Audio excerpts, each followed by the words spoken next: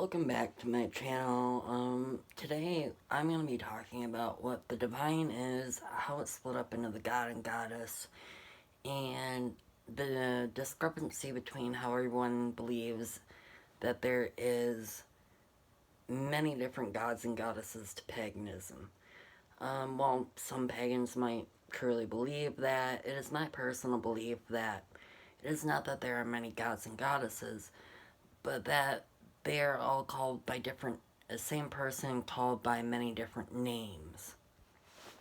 Meaning, just like you would call somebody a father or a son, or by their first name or last name, because our mind can't comprehend one divine being that is everything and nothing at the same time, both male and female, and many different aspects. We have broken it down into different parts of that same divine being when we look at it from different viewpoints.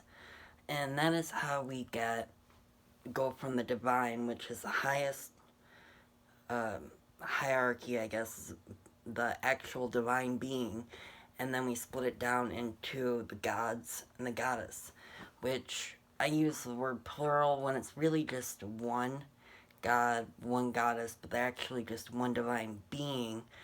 And but we separate it into different names to categorize what parts of that being we want to show.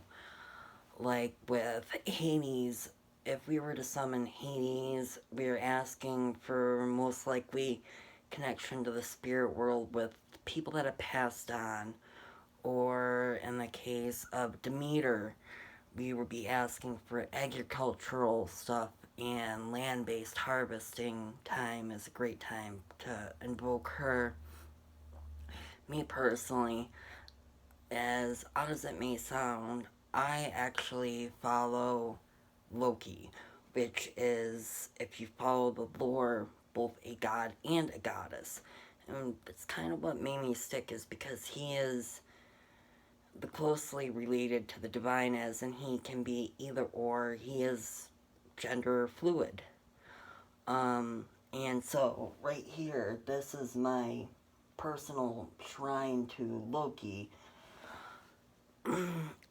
And as I stated, each god or goddess name represents something different. And that is where we get the many different names, like how the Romans or the Celts believed in the different names. It wasn't so much that Wiccans or pagans believe that there are many different beings. They believe that it is the same being split up into many different aspects. At least that is my personal belief, and I have read the same belief in many different viewpoints.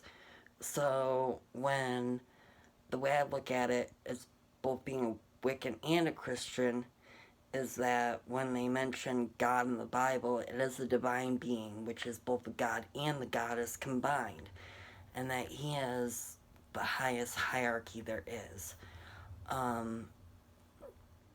And that it is just split into different sections because the human brain really cannot comprehend a divine being that is everything. And I'm sure there's plenty of different informations on different gods and goddesses out there. I have a book about that thick of handwritten stories of the Celtic gods and goddesses, and the Irish, and even fairy and draconic. Draconic even has their own names to go along with the elements, and a god and a goddess, although those names are more secretly passed down from generation to generation and not really written about in books. But you can find most information online. If you have any questions, feel free to shoot me a message on here. And if you have any recommendations, also feel free to shoot me a message.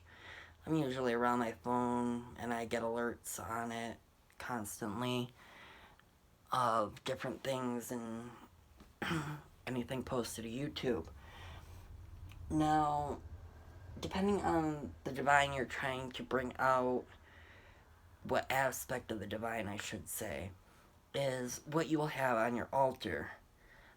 Um, Such as the goddess is silver candle, and well, the god is gold candle, which I have my gold candle and silver candle, along with a bunch of other altar tools, which I will go over in another video. Um, but I think that about concludes what exactly the divine meaning to me is, and what I personally believe, and what I will be relating to in all of my videos. I thought maybe it was a good chance for me to sit down and describe to you what I personally felt and believed in before I jump into all the magical aspects of it, because I honestly believe the religion aspect comes first. Thank you for watching.